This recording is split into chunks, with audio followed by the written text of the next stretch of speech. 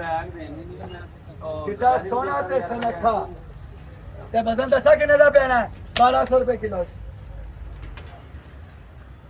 यार किने दा पिया तकरीबन 1300 रुपए ਦਾ ਬੈਗ 2500 रुपए ਦਾ ਦਿੰਦੇ ਨੇ ਤੇ ਪ੍ਰਤੀਤ ਹੁੰਦੇ ਨੇ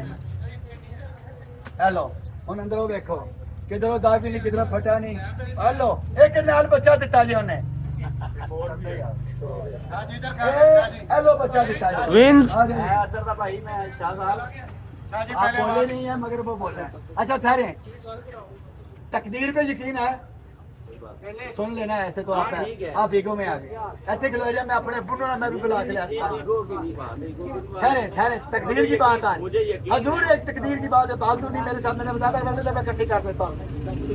चंद आपका चंद उस जवान का ठीक है तकदीर के बाद डंडा आया जी देखो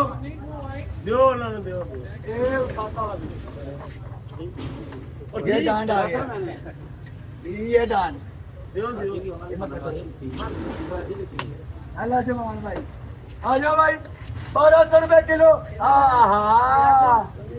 600 का भी नहीं पैना एक एक लेता छाड़ना